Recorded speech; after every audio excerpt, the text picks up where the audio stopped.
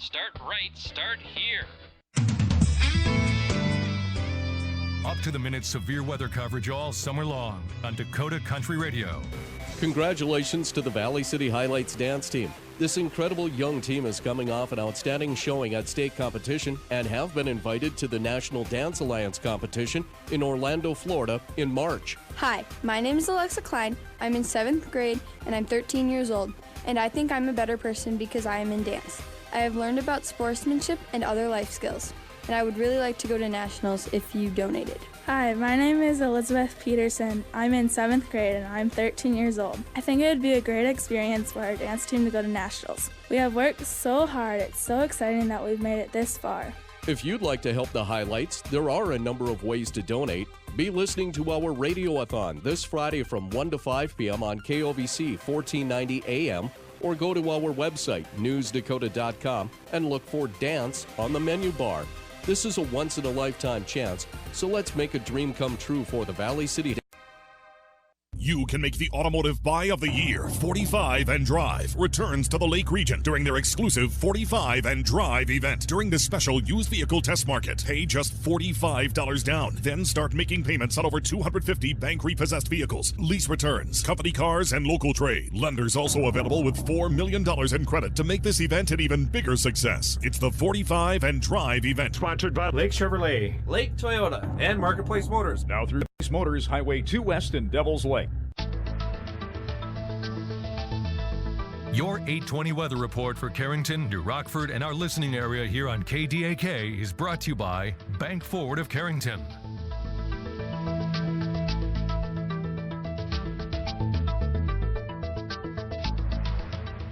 Different people, different needs and solutions. What's important to you? I'm Tori Hart at Bank Forward in Carrington. At Bank Forward, we understand your needs and help you define your goals. Then we'll work with you to craft a plan that includes financial solutions and help you to implement them. Your Bank Forward team empowers you to take action to meet your goals. To make sure the future is ready for you when you get there, start at bankforward.com and call us at 652 or drop by our Carrington location. Bank Forward, member FDIC.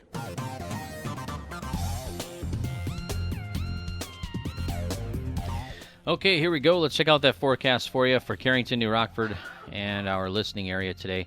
But first, before we do that, let's check out the hazardous weather outlook for today and tonight. The probability for widespread hazardous weather is low for today and tonight. Now, tomorrow through Tuesday, chances for light freezing rain in western and central North Dakota. Thursday night through Saturday. All right, forecast now. Sunny. Daytime highs today of about 10 above. West winds at 10 to 15. Wind chills 25 below zero for today.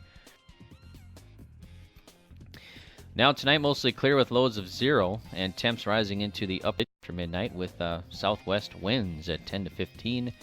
Brings warmer temperatures our way.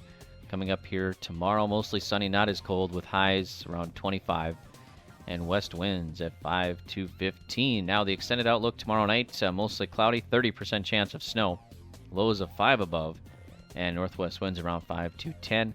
Friday we'll see highs in the 20s. Actually, that should continue through Saturday and Sunday, and even Monday and Tuesday. We should see highs in the 20s.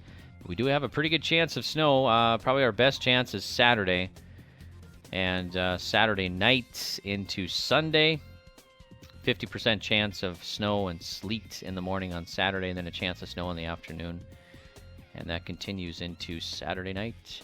All right, as far as the radar is concerned right now for North Dakota, that looks mainly clear. Road conditions this hour, Highway 200, 281, both directions out of Carrington. Looks like we got some scattered blowing snow, scattered snowdrift, so just be on the lookout for that. That includes Carrington and Jamestown and Fessenden, New Rockford, and Glenfield. Okay, right now in Carrington, temp-wise on the outside, we're looking at 4 below, and the pressure reads 30.33. More weather can be found 24 hours a day on our website of newsdakota.com.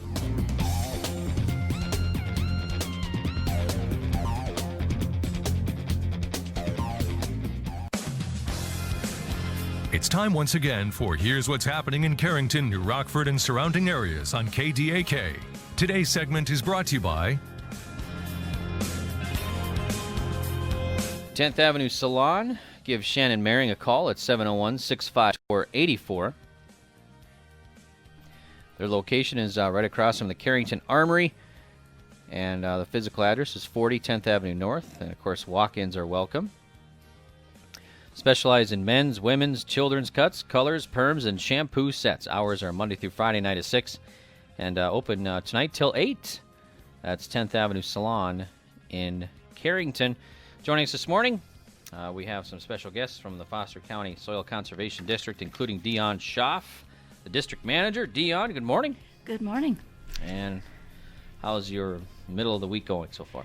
Well, we don't have that freezing rain, so I'm happy. Yeah, yeah, so it's not too bad. It's just really cold, though. So yeah. When it's really cold, we don't have to worry about that usually. Right, yeah, so, usually. Yeah. All right, and we're also glad to be joined by Brandon Schaefer, Watershed Coordinator for Foster County. Good morning, Brandon. Good morning, Greg. And how's your morning going so far? Oh, not too bad. The roads from Jamestown were all right, so that was good. Oh, okay. 281 you took? Yep. It's pretty good? Yeah, it was all right. All right, sounds good. Thanks, Brandon. All right, let's see. Are we going to start with Brandon this morning? Did you want to start, or Dion? Did you want to go ahead? Oh, we'll let Dion start. Oh, okay. Yep. Go ahead, Dion. What's on the agenda today, I guess? Well, our newsletter there was a story we put in there that I'd like to talk about today, about specifically the soil. Okay. Our soil is full of organisms that improve agriculture production, both in cropland and in rangeland. They assist with things like nutrient cycling and water management, and a healthy soil is going to provide an environment that supports them. There are 4 basic principles for maintaining soil health by providing a better environment for those soil organisms. That's first, disturbing the soil less, promoting plant diversity, keeping living roots growing for as long as possible, and keeping the soil covered. With that first one, soil disturbance, like tillage, is going to break up the soil structure. It reduces organic matter and increases compaction, and all of these are going to make it more difficult for those soil organisms to survive. Another one that can affect them is misapplication of chemicals. On the other hand, healthy soil organisms are going to help to support your plants, and they can help to decrease the need for inputs. The second one, diverse plants lead to a diverse and fully functioning soil food web. Lack of diversity is going to limit the potential for production, and it increases disease and pest problems. You can increase diversity with a more diverse crop rotation, meaning at least 3 different crops, and you can also use the cover crops to make it include both grasses and broadleaf plants and warm and cool season plants. The third one, keeping living roots growing. We've talked about this before, that the plants and the soil organisms have a symbiotic relationship. The plants produce food through photosynthesis, and they pass it on to the soil organisms. The soil organisms bring back water and nutrients that the plants can't reach on their own. So they really support the plant growth. The living roots keep that soil environment active, which means there are going to be more soil organisms to support the next crop. And of course, during the winter when the crops don't grow, that recent dead roots and the crop residue are going to help keep them alive first thing next spring. The fourth one was keeping the soil covered, and that can be either living or dead cover. The soil cover helps to conserve moisture. It reduces soil temperature. It is actually possible to bake those soil organisms out. It reduces the impact of raindrops directly on the soil, which can cause compaction and break down soil aggregates. It suppresses weed growth, and it helps to provide a better habitat for things that are going to come up to the surface. So all of these things are going to support the survival of the soil organisms. And again, of course, the decomposition of the crop residues are going to provide organic matter and nutrients for the next spring. So again, those 4 things: less disturbance, diversity, living roots, and keeping the soil covered. Those are all going to promote the soil organisms, which are going to promote your plants. For soil coverage, I think we're kind of lacking on it this year, like snow coverage. Does that help a little bit too, as far as moisture and that kind of thing? Well, it helps with moisture, but we're actually talking about organic cover, plants, okay. Plants residue, that kind of thing. Yeah. Okay. All right. Sounds good. Thanks, Dion. Brandon, you're up next. Oh, good. Actually, I'm going to talk about rye, so it works in perfectly with what Dion was talking about, because rye itself can be used as a cover crop. I'll also get in a little bit about using rye with soybeans, and then also how rye and kochia are kind of related here. But anyway, a little fact about rye here. Rye itself, it's kind of got its own natural herbicide, I guess you'd call it. Another word for it is allelopathy. And basically all it is when you grow it, the roots kind of, we'll say, they give off this chemical, you could say, and it naturally suppresses other type of weeds. And also it's very good at outcompeting other type of weeds. But it's also a great nitrogen catch crop. There's a few studies that I looked at actually where it caught up to about 60% of the nitrogen that was left in the soil. And another one that boasted about 69 to 100% of that nitrogen. And so I'll get into how these might relate to your operation and how you might be able to use rye, what this all means to you. Because you might say to yourself, well, you don't want that nitrogen to be used up by the rye. But like I said, I'll get into that a little later. Anyway, it's very winter hardy. It provides good biomass, covers that soil up. It'll help trap snow in the winter for those tough, sometimes, we're so used to getting a lot of rain and moisture these past few years. I forget what it's like when you don't get any. And during the winter, you might want to keep some of that snow on your fields. But and besides that, the root system also helps promote good drainage. And usually that goes hand in hand with no-till as well. But then lastly, it really, really helps outcompete the weeds, like I had said before. And it's been seen to reduce the weed density by around 70%. The only bad thing, I guess you could call it a bad thing about rye, is that you really want to kill it before it matures. And that's because, some people might till it into the ground to kill it, etc. But either way, you might have problems with volunteer rye. But regardless, pretty easy to kill with an application of Roundup. You do that, and it pretty much kills the seed's ability to regrow. But anyway, we'll get into rye with soybeans here. Now, this all ties in with soybeans and the kochia, because I was looking around and we kind of messed around with this down in Stutsman County there. We got some plots, and it worked really well. I hadn't had much, we'll say, experience with it before coming here. And over the last 2-3 years, we've begun to seed it, as this cover crop and see what it's done, how it's reacted and everything. And what I've kind of noticed is that if you have a crop like corn, kind of go in there after you get that all taken off. Well, these last few years, I guess it's been taken off pretty late. But anyway, if you can get in there and seed some of this rye after corn, it's really good because it'll once again, it'll catch all that nitrogen that might have been left over, say you over-fertilized or something like that. It'll catch all that nitrogen. And then the next spring, if you kill it before it goes to seed, all that nitrogen is still there. It didn't leach out of the soil like it could have. And so if it's still there, it can be used for the next crop, right? Well, if you use it for soybeans then, the same concept kind of applies. It'll hold that nitrogen, say after corn or whatever you planted. And then the soybeans, you spray off that rye come the spring, because, if you plant it in the fall, boy, you can graze that stuff down to nothing if you have cattle. I've seen that pretty much look like dirt. And then the next spring it still comes back, and then the guy was able to combine it. But anyway, you spray that off, plant your soybeans right into that rye.